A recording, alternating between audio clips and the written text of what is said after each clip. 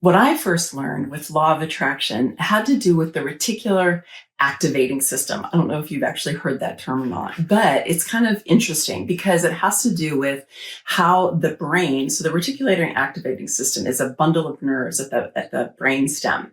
And it is the mechanism that we have to filter through all of the vast amount of information that we could be taking in at any particular time. It's that same phenomenon where, let's say you want to buy a car and you've decided on the car that you want, and then suddenly you see that car everywhere, right? It's that kind of a thing. And it has to do with how your brain selects for certain things to focus on. Now, that obviously with the car example is something that you decided upon and you were consciously working with. But it also works with a lot of things that we're not conscious of, but that we're still filtering in, and we're filtering out a lot of other things.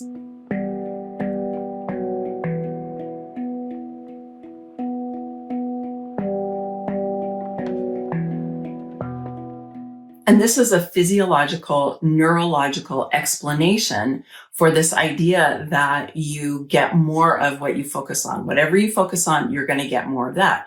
It makes sense because then your brain is going to start filtering for what it is that you're focusing on, and everything else is going to move into the background. The same way that a camera can bring forward in a portrait just that picture and then push everything in the background into a blurred state, right? That's what happens with portrait photography. It's the same kind of thing, only it has to do with your perception of reality. I agree with this a lot. I mean, I see it happen in myself. I've seen it happen in many of my clients and my friends.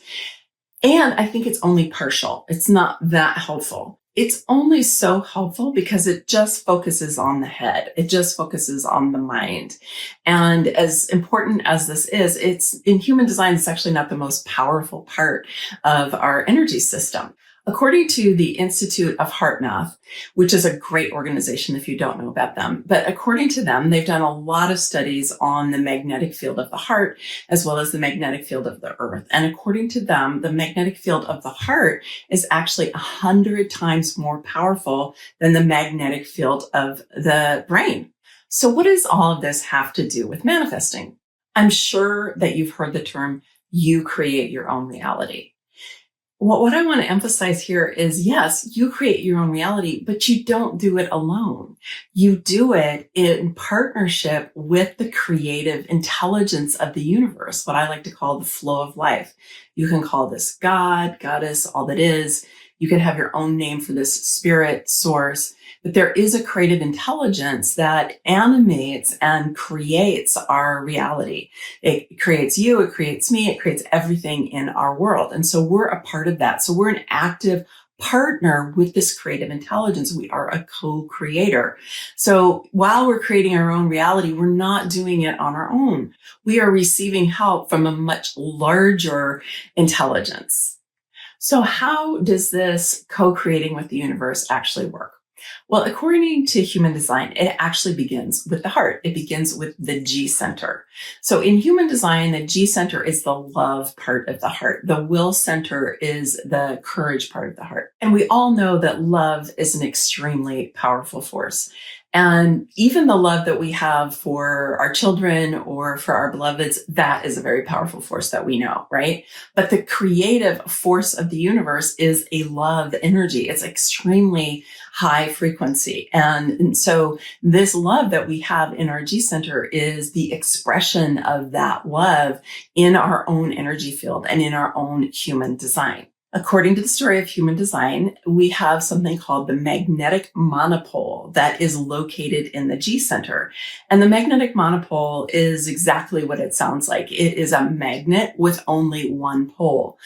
So according to the story, it only attracts, it does not repel, it only attracts things in. I love this image of it because it is like a sun in the center of your chest. It's a very radiant, powerful energy you saw in the heart math image that I showed you a minute ago.